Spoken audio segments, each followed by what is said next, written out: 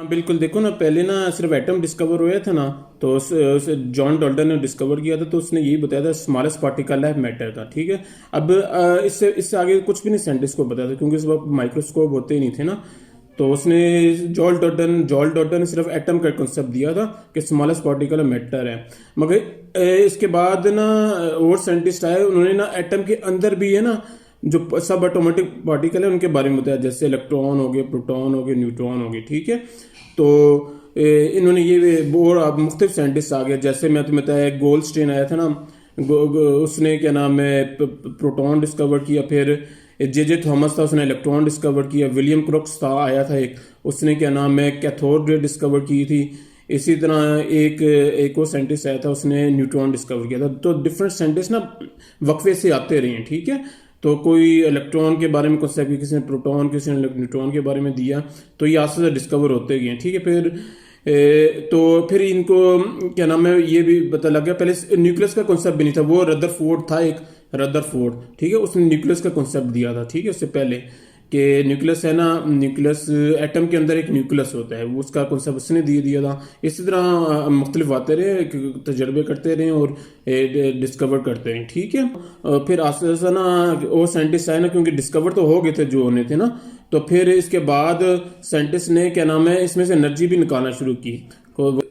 Nuclear energy पे atomic energy निकाली, atomic energy निकाली एटम के अंदर जो थी ना, एटम एटम के अंदर से जो भी एनर्जी निकलती है एटॉमिक एनर्जी होती है ना। ठीक है। उसके लिए इन्होंने यही ऐसे जो है इसमें एक्सपेरिमेंट किया था, जो होता है ना यूरेनियम, जो यूरेनियम के एटम में एक्सपेरिमेंट किया, तो उसमें से इन्होंने एनर्जी वगैरह निकालना शुरू की। इससे एनर्जी से ना बहुत फायदा होता है। एनर्जी से इलेक्ट्रिसिटी भी बनती है। ठीक है। एनर्जी से क्या नाम है बम वगैरह भी बनते हैं, एटॉमिक एनर्जी से बनते हैं। जितने भी बम बनते हैं ना, एटॉम बम हो गए या और हाइड्रोजन बम हो गए, या और छोटे मोटे जो न्यूक्लियर वेपन बनते हैं जिससे डिस्ट्रक्शन के लिए यूज होते हैं, जो किसी चीज़ को डिस्ट्रॉय करना हो, तो वो इसी एनर्जी से बनते हैं। एटॉमिक एनर्जी होती है बेसिकली। ठीक है। तो ये क्या नाम, इनमें बहुत ज़्यादा एनर्जी होती है। एटम हमें तो लगता है तो छोटा सा पार्टिकल है, मगर ये एटम बहुत मिलियंस ऑफ एटम कंबाइन करें ना, और उनकी एनर्जी अगर यूज़ करें तो वो बहुत कुछ कर सकती है। ठीक है। तो इससे बहुत ज़्यादा डिस्ट्रक्शन हो जाती है, पूरा पूरा मुल्क भी तबाह हो सकता है। ठीक है। इतनी ज़्यादा एनर्जी होती है एटम के अंदर। वो फिर एनर्जी यूज़ करने के लिए तरीका होता है, वो साइंटिस्ट लेबोरेटरी में करते हैं, वो क्या नाम है एक्सपेरिमेंट, कि इसकी एनर्जीज को इस तरह यूटिलाइज करेंगे, जो इसको फेंकेंगे ना, जहाँ पर फॉर एग्जांपल एटम को फेंकना है, पूरा बम को फेंकना है, उसके अंदर बम के अंदर सारे एटम्स ही होते हैं, मिलियंस और ट्रिलियंस ऑफ एटम होते हैं। ठीक है। उनको जब फेंकती है ना, तो फिर इसको उसमें से एकदम वो डिस्ट्रॉय होता है, उसमें से बहुत ज़्यादा हीट एनर्जी निकलती है, हीट एनर्जी निकलती है, और वो इर्द गिर्द का जितना भी एनवायरनमेंट है वो सारा डिस्ट्रॉय कर देती है।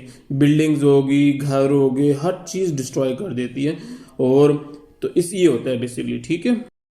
एटम के बारे में बताया, स्मॉलेस्ट पार्टिकल ऑफ मैटर है। मैटर का जो स्मॉलेस्ट पार्टिकल उसको एटम कहते हैं ना, जबकि एटम के जो इर्द गिर्द रिवॉल्व कर रहे होते हैं वो इलेक्ट्रॉन होते हैं। तो जाहिर बात है एटम का ही पार्ट है, तो एटम से ज़्यादा स्मॉलर होगा ना।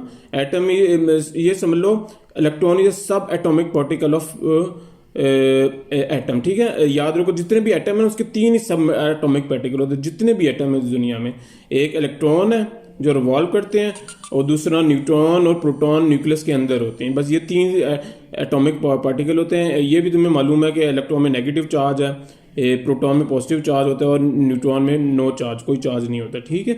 तो ये सारे साइंटिस्ट ने डिस्कवर किए हुए हैं, और उनके चार्ज वगैरह भी कैलकुलेट किए होते हैं, इनके मैथ्स वगैरह और सारी चीज़ें फाइंड आउट की होती हैं। ठीक है। इसलिए ये एटम, ये जो इलेक्ट्रॉन है ना, क्योंकि सब एटॉमिक पार्टिकल्स के लिए मतलब ये एटम से बहुत छोटा होगा। ठीक है। जितने भी एटम होते हैं, जितने भी एटम है, उसमें जितने पॉजिटिव प्रोटॉन होंगे उतने ही नंबर ऑफ इलेक्ट्रॉन होते हैं। तो मतलब पॉजिटिव चार्ज और नेगेटिव चार्ज इक्वल होते हैं, इसलिए एटम को हम इलेक्ट्रिकली न्यूट्रल ही कहते हैं। ठीक है, कि ये न्यूट्रल है, यानी इसमें इक्वल बैलेंस की हुई है ना, यानी प्रोटॉन ज़्यादा नहीं है, न्यूट्रॉन वो इलेक्ट्रॉन भी ज़्यादा नहीं, ये ऑलवेज इक्वल होते हैं। न्यूट्रॉन होते हैं, न्यूट्रॉन जो होते हैं ना, न्यूट्रॉन बाज एटम होते हैं उनमें न्यूट्रॉन ज़्यादा हो जाते हैं। ठीक है, न्यूट्रॉन। ठीक है, मगर प्रोटॉन पॉजिटिव चार्ज है और इलेक्ट्रॉन नेगेटिव चार्ज है, ये सारे के सारे एटम में सेम होते हैं। अगर 16 इलेक्ट्रॉन है तो लाजमी तौर पर उस एटम में 16 प्रोटॉन ही होंगे, मगर न्यूट्रॉन डिफरेंट हो जाते हैं, 17 भी हो सकते हैं, 18 भी हो सकते हैं। ठीक है, इस तरह होते हैं।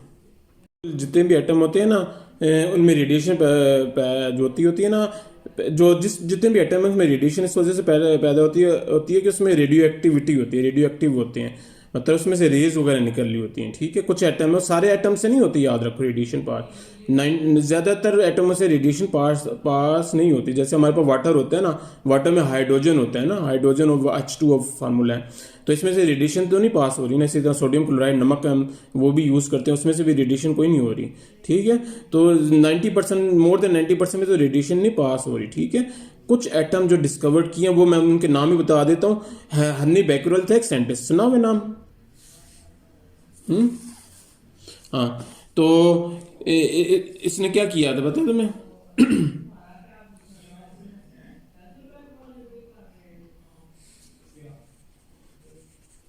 अच्छा चलो मैं बता देता हूँ।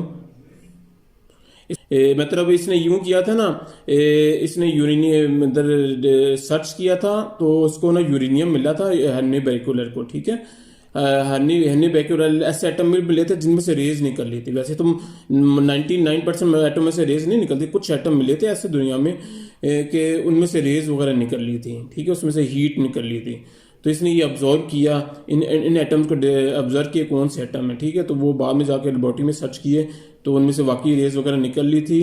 तो रेज निकलने होने की वजह से उनका मास भी रिड्यूस हो रहा था आस्ता आस्ता। ठीक है, तो उनको रेडियो एक्टिव एलिमेंट कहते हैं। ठीक है, उसमें यूरेनियम हो गया, और भी एटम है, रेडॉन हो गया, रेडॉन गैस होगी, इसी तरह और भी हैं। ठीक है, जिनमें से रेज वगैरह निकलती रहती हैं और इनके मास भी रिड्यूस होते रहते हैं। ये मगर कुछ एटम है, ठीक है, सारे नहीं है। ठीक है, की वजह ना देखो ना, रुदरफोर्ड का मैं बताया था कि इसने न्यूक्लियर डिस्कवर किया था। उसने यूं किया था ना, अल्फा पार्टी का बम्बार्ड किए थे। ठीक है, बम्बार्ड का मतलब फेंके थे उस पर, तो वो जब उसने ना एटम के साइड पर बम्बार्ड किया तो वो सीधे निकल जाते थे। ठीक है, वो क्रॉस हो जाते थे, क्योंकि एटम के इर्द गिर्द ना एम्प्टी स्पेस होती है ना, तो उस साइडों से क्रॉस हो जाते थे। मगर जब अगर थोड़ा बीच में से वो उसने बम्बार्ड किया ना, बीच में वो वही अल्फा पार्टी के बीच में बम्बार्ड किया ना, वो उधर से ना बेंड हो जाते थे, मतलब उधर एटम को पहुंच के ना आगे अंदर स्ट्राइक करके बेंड हो जाते थे। तो फिर इसी तरह कॉर्नर से भी बम्बार्ड किए तो उधर से भी बेंड हो जाती, डिफ्लेक्शन हो जाता है, कहीं से ज़्यादा डिफ्लेक्शन हो जाता था, कहीं से कम डिफ्लेक्शन हो जाता था। ठीक है, जितने भी एटम थे ना वो मतलब जो सेंटर से बम्बार्ड की ना वो सारों में डिफ्लेक्शन हो रहा था। ठीक है, तो इसने फिर ना कहा कि सेंटर में कोई हैवी चीज़ है जिसकी वजह से ये ना क्या नाम है, जो साइडों से तो वो क्या नाम है गुजर जाते हैं इजीली, मगर जब सेंटर में बम्बार्ड करते हैं ना एल्फा पार्टिकल को तो ये डिफ्लेक्शन शो करता है। तो इसने बीच में सेंटर में जो चीज़ थी उसका नाम, उसको न्यूक्लियस का नाम दे दिया। ठीक है, कि एटम के सेंटर में न्यूक्लियस होता है और क्या नाम है ये क्या नाम है इसमें से मतलब पार्टिकल पास नहीं होते। ठीक है, और कोई ना कोई डिफ्लेक्शन शो करते हैं। ठीक है, इसने इसने पे समझ लो डिस्कवरी न्यूक्लियस ने बेसिकली रदरफोर्ड ने ही की थी। इसने बताया था कि न्यूक्लियस, इसका नाम न्यूक्लियस भी इसने ही रखा था। ठीक है, ये देख लो डायग्राम में भी, जो सेंटर में जो साइडों से ना, साइडों में कोई शेल होते हैं ना, शेल बने होते हैं एटम के, तो ये गोल्ड का न्यूक्लियस बता दिया इन्होंने कि शेल बने होते हैं। शेल के साइडों में से देखो पास हो रही है, कोई मसला नहीं हुआ।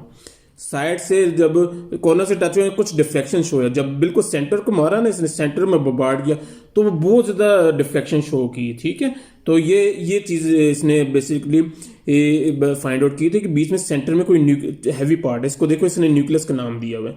ठीक है, तो ये रदरफोर्ड ने डिस्कवर किया, बस यही बताया इसमें। बिल्कुल, मैंने ये बताया ना 90 ज़्यादातर एम्प्टी स्पेस होता है, शेल होते हैं ना, शेल में सिर्फ इलेक्ट्रॉन वॉल्व कर होते हैं, बीच में सारी एम्प्टी होती है। ठीक है, सेंटर में बिल्कुल सेंटर में न्यूक्लियस होता है, बाकी इर्द गिर्द सारी नीचे भी देखो सारी एम्प्टी होती है, ऊपर से भी देखो एटम एम्प्टी होती है। ठीक है, तो ये इन्होंने बताया कि पूरा ऑलमोस्ट एम्प्टी ही होता है, बस सिर्फ सेंटर में इसके होता है डिफ्लेक्शन शो होती है, सेंटर में समझ लो न्यूक्लियस होता है, बाकी ऑलमोस्ट एम्प्टी ही होता है। ठीक है, ये बताया इन्होंने। हाँ बिल्कुल, हाँ बिल्कुल, न्यूक्लियस न्यूक्लियस का कॉन्सेप्ट इसने दिया ना। एटम तो बेसिकली जॉन डॉल्टन ने डिस्कवर था, जॉन डॉल्टन था एक, उसने एटम डिस्कवर किया था, मगर एटम के अंदर जो न्यूक्लियस होते हैं ना वो रदरफोर्ड ने डिस्कवर किया था। वही एक्सपेरिमेंट जो से उन्होंने बताया ना, मैं एक्सपेरिमेंट, यही एक्सपेरिमेंट इसने किया था, तो इसने फिर डिस्कवर हो गया था न्यूक्लियस। ठीक है, ये बताया इन्हें बिल्कुल। ठीक है, बिल्कुल सबका लिए तो जहरी बात है, न्यूक्लियस का पहले तो नहीं पता था ना, पहले तो साइंटिस्ट उससे पहले तो एटम को ही स्मॉलेस्ट पार्टिकल समझते रहे हैं कि इससे आगे इससे छोटी कोई चीज़ ही नहीं है। तो इसने इसकी थ्योरी इसलिए इंपॉर्टेंट है, इससे एटम के अंदर जो है ना न्यूक्लियस को बताया था कि एटम के अंदर न्यूक्लियस भी होता है। पहले तो किसी को नहीं पता था साइंटिस्ट को, ठीक है। वही ये समझते थे अब हमने सब कुछ डिस्कवर कर लिया है, मैटर का स्मॉलेस्ट पार्टिकल भी देख लिया तो और हमें चीज़ मिलेगी नहीं ना। तो मगर इसने आगे एक्सपेरिमेंट किए थे, तो एटम के आगे एटम में ही एक्सपेरिमेंट किए थे, डिफरेंट किस्म के एटम पे, एक किस्म के एटम में नहीं किए थे, और भी एटम में इसने एक्सपेरिमेंट किए होंगे, ठीक है। मगर इसने फिर गोल्ड पर जब एक्सपेरिमेंट किया तो उसमें यही इसने नोट किया था कि एटम तो ठीक है बीच में से एम्प्टी स्पेस है, मगर मिड में इसके कोई सेंटर चीज में कोई ना कोई चीज है, ठीक है। पहले साइंटिस्ट को नहीं पता था, इससे पहले जितने भी आए ना साइंटिस्ट उनको किसी को नहीं पता था, मगर इसने सेंटर में जो चीज थी ना उसको न्यूक्लियस का नाम दिया, ठीक है। तो discovery of nucleus basically Rutherford ने की, इसकी वजह से इसकी थ्योरी अभी भी पढ़ी जाती है, ठीक है। इसने न्यूक्लियस का कॉन्सेप्ट तो दे दिया था, मगर इसको ना देखो इसने ये क्या नाम है इलेक्ट्रॉन तो रिवॉल्व करते हैं ना, तो इसने ना क्या नाम है स्टेबिलिटी का नहीं पता था, क्योंकि जहरी बात है इलेक्ट्रॉन रिवॉल्व करते हैं ना, तो इलेक्ट्रॉन रिवॉल्व तो करते हैं मगर रिवॉल्व करने के बाद जो है ना क्या नाम है उसमें से इलेक्ट्रॉन मूव होते हैं, मतलब नीचे वाली शेल से ऊपर वाली शेल में जाते रहते हैं, ठीक है। नीचे वाली शेल से ऊपर वाली शेल में जाते हैं, फर्स्ट शेल से सेकंड शेल में भी जंप करते रहते हैं, ठीक है। तो इसको इस अनस्टेबिलिटी का पता नहीं लगा था, इसको नहीं समझ आ रही थी ये कि क्या हो रहा है। तो इसने इसको यही पता था कि बीच में सेंटर है, सेंटर में न्यूक्लियस है, मगर इसको ये नहीं समझ आ रहा था कि ये अनस्टेबल क्यों है। इसको इसकी थ्योरी में यही ड्रॉबैक था, ठीक है, क्योंकि इस वक्त इलेक्ट्रॉन डिस्कवर नहीं होते, ना प्रोटॉन डिस्कवर होते, ना न्यूट्रॉन डिस्कवर होते, वो तो बाद में डिस्कवर हुए ना, ठीक है। जो कुछ आइसोटोप्स होते हैं स्टेबल होते हैं, कुछ अनस्टेबल भी होते हैं, जाहिर बात है जिसमें से रेस ज़्यादा निकलती आती है ना हर वक्त, जैसे वो अनस्टेबल होते हैं। जैसे मैं तुम्हें एग्जांपल देता हूँ, यूरेनियम है ना, यूरेनियम का एक होता है एटम, उसके U38 होते हैं, उसका मैस नंबर U38 होता है, मतलब मैस नंबर 238 होता है, सही है। और एक यूरेनियम का होता है एटम, उसका मैस नंबर होता है 235, ठीक है। दो तरह के होते हैं यूरेनियम के, एक 238 वाला, उसमें न्यूट्रॉन ज़्यादा हो जाते हैं इसलिए 238 बन जाते हैं, और जो 235 वाला जो मैस नंबर है ना, दो तरह की आमतौर पर आइसोटोप्स इसके एलिमेंट एटम डिस्कवर किए। जो U235 वाला वो स्टेबल है, उसमें कोई मसला नहीं है, वो टूटता नहीं है, वो बस अपनी जगह ही रहता है, ठीक है। U235 वाला, जिसमें 235 जो है ना मैस नंबर है, जिसका मैस नंबर 238 है, वो अनस्टेबल है, वो कभी भी टूट सकता है, ठीक है, क्योंकि उसमें नंबर ऑफ न्यूट्रॉन ज्यादा हो जाते हैं तो वो अनस्टेबल हो जाता है इस वजह से, ठीक है। एटम का कॉन्सेप्ट मिल गया था, एलिमेंट का कॉन्सेप्ट मिल गया था, तो फिर आगे आस्ता और भी डिस्कवरी होती है, यहाँ से प्रोटॉन न्यूट्रॉन इलेक्ट्रॉन वो भी डिस्कवर होते हैं, ठीक है। और न्यूक्लियस भी डिस्कवर हो गया, न्यूक्लियस के अंदर भी फिर आस्ता फंडामेंटल पार्टिकल भी डिस्कवर हुए थे ना बाद में, इलेक्ट्रॉन प्रोटॉन न्यूट्रॉन ये बाद में हुए थे डिस्कवर, ठीक है। पहले न्यूक्लियस का कॉन्सेप्ट हुआ था, तो फिर आस्ता आसानी होगी ना पैदा, ठीक है। तो ये चीज़ें मैंने बताई है, ठीक है, आसानी होगी तो आगे बिल्कुल। पॉजिटिव चार्ज और नेगेटिव चार्ज इन्हें खुद से नाम रखे हैं, मतलब जो चार्ज आगे की साइड एक साइड में मूव होते हैं ना उनको पॉजिटिव चार्ज का नाम दे दिया है, ठीक है। खुद से साइंटिस्ट ने इसका नाम रखा कि पॉजिटिव चार्ज है, वो इस साइड में मूव हो रहे हैं। जो उसके ऑपोजिट साइड में मूव हो रहे हैं चार्जेस है ना, तो उनको नेगेटिव चार्ज का नाम दे दिया है, ठीक है, क्योंकि वो ऑपोजिट साइड में मूव हो रहे हैं, ठीक है। उनकी डायरेक्शन ऑपोजिट थी, तो एक को इन्होंने पॉजिटिव चार्ज का नाम दे दिया, एक को नेगेटिव चार्ज का नाम दे दिया, ताकि हमें पता लग जाए ना कि पॉजिटिव एक ही डायरेक्शन है, क्योंकि आगे की साइड में एक की बैक साइड में है, तो इन्होंने खुद से इसके नाम रख दिए, एक का नाम पॉजिटिव रख दिए, दूसरे के नाम नेगेटिव रख दिए, ठीक है। ये इस तरह है बिल्कुल। और ये दोनों चार्ज हमेशा इक्वल होते हैं ना, जितने पॉजिटिव चार्ज की वैल्यू होगी ना और उतनी ही नेगेटिव चार्ज की वैल्यू होगी, ठीक है। ये चीज़ है। अल्फा तो मैं पता ना उसमें पॉजिटिव चार्ज होता है, बीटा में नेगेटिव चार्ज होता है, जबकि गैमा जो होते हैं ना इसमें ये क्या नाम है डिफरेंट होती हैं बेसिकली, ठीक है। ये इलेक्ट्रोमैग्नेटिक रेज होती हैं, ठीक है, इलेक्ट्रोमैग्नेटिक रेज नहीं होती उनको बोलते हैं, और ये हाईली पेनिट्रेट जहाँ भी पड़ती हैं जाके पेनिट्रेट कर जाती हैं, उधर जाके खुप जाती हैं, सही है। ये होता है इसमें, ठीक है। गैमा रेज होती है इसमें, अल्फा तो पॉजिटिव है, बीटा नेगेटिव हो गया, गैमा रेज में नो चार्ज, कोई चार्ज नहीं होता, ठीक है, सीधी जाती है, तो मतलब कहीं डिफ्लेक्ट नहीं करती, सीधी जाती रहती है, ठीक है। तो इसमें कोई चार्ज नहीं होता, ये चीज़ याद रखो, ठीक है।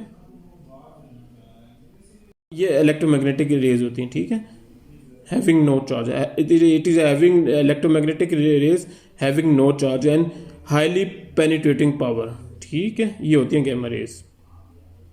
अल्फा पार्टिकल स्लो करते हैं ना, उसकी रीजन की ये है कि उसका मैस ज्यादा होता है ना, मैस ज्यादा होता है तो उसकी स्पीड आस्ता हो जाती है। ठीक है, जबकि गैमा रेज होती है ना, गैमा रेज का मैस बहुत कम होता है। ठीक है, उसमें चार्ज भी कोई नहीं होता, ऊपर से मैस भी बहुत कम होता है, तो वो एकदम चले जाती है। They travel with the speed of light, ये इतनी तेज जाती हैं, क्या नाम है, गैमा स्पीड ऑफ लाइट की स्पीड से जाती हैं, ये ट्रेवल करती हैं, जबकि अल्फा पार्टिकल्स आस्ता ट्रेवल करते हैं। ठीक है, उसकी रीजन ये उसका क्या नाम है, मैस ज्यादा होता है, उसका मैस बहुत कम होता है गैमा रेज का। ठीक है, इस वजह से आस्ता होती है, ये चीज है इसमें। इसमें ये बताया ना कि अल्फा पार्टिकल है ना, अल्फा पार्टिकल ना पेपर में से अब्जॉर्ब हो जाएंगी। ठीक है, पेपर में से हो जाती हैं, जबकि जो बीटा रेज है ना पेपर को पास कर जाती हैं, पेपर को पास कर जाएंगी, वो अगर अल्मोनियम फॉल रखी है तो उसमें अब्जॉर्ब हो जाएंगी, उसको क्रॉस नहीं कर सकेंगी। अल्फा पार्टिकल तो शुरू में रुक गए हैं, बीटा पार्टिकल जो है ना अल्मोनियम फॉल में तक रुक गई है। ठीक है, मगर पेपर में से क्रॉस है, जबकि गैमा जो होती है ना गैमा रेज, ये पेपर में से भी पास हो गई हैं, अल्मोनियम फॉल में से भी पास हो गए हैं, जबकि आगे लेड रखा है उसमें से पास नहीं हुई। मतलब ये है कि ये लेड वाले जो डेंस मटेरियल होते हैं ना उसमें से पास नहीं होती जो गैमाज रेज हैं। ठीक है, बाकी जो लेस डेंस मटेरियल है ना, लेस डेंस मटेरियल जैसे अल्मोनियम हो गया या पेपर हो गया, इसमें से इजीली पास हो जाती हैं। ठीक है, जबकि बीटा है ना, बीटे के बारे में भी ये बता दिया कि वो पेपर क्योंकि बहुत ज्यादा डेंस, बहुत ज्यादा लेस डेंस मटेरियल होता है ना, बहुत ज्यादा लेस डेंस है, उसमें तो इजीली पास होती थी, मगर जो अल्मोनियम है ना वो थोड़ा बहुत डेंस होता है, उसमें से पास नहीं हो सकी। जबकि अल्फा पार्टिकल का भी वही है कि वो स्मॉल जो होता है ना उसमें से पास हो गया, कि ये किसी में से पास नहीं हुआ, क्योंकि ये हैवी होते हैं ना, तो अल्फा पार्टिकल ये ना पेपर में से पास होगा तो आगे तो जा ही नहीं सकता। ठीक है, ये शुरू में रुक गई हैं, ये बताया इन्होंने। ये बिल्कुल डिके ग्राफ होता है ना, कि इसमें डिके में यही होता है कि कितना देर टाइम लगती है उसको डिके होने में। ठीक है, 10 सेकेंड लगते हैं, 20 लगते हैं, हर एक के ना जो होते हैं ना टाइम फर्क होते हैं, हर मटेरियल पर हर एटम में तो उनके टाइम डिके फर्क होता है। ठीक है, ये होता है। तो हाफ लाइफ बेसिकली ये होता है कितने टाइम में उसका मैस हाफ हो जाता है। ठीक है, जैसे 10 सेकेंड लगते हैं, 20 सेकेंड लगते हैं, घंटे लगते हैं, वो टाइम नोट कर लेते हैं कितने घंटे में इसका मास, कितने टाइम में इसका जो मैस है ना वो हाफ हो जाएगा, रिड्यूस हाफ हो जाएगा। जितना अगर फॉर एग्जांपल 1 kg है तो कितने टाइम लगेगा उसका जो मैस है ना वो 0.5 kg रह जाएगा, यानी हाफ हो जाएगा। ठीक है, वो हाफ लाइफ हो जाता है बेसिकली। ठीक है, वो होता है किस वजह से, उसमें रेज निकलती है, डिके होता रहता है, डिके हो के आस्ते आस्ते उसका मास जो होता है ना कम हो जाता है, उसमें से रेज निकलती है, तो वो हीट निकलती है, रेज निकलती है, तो वो फिर खुद ब खुद आस्ते आस्ते छोटा हो जाता है। ठीक है।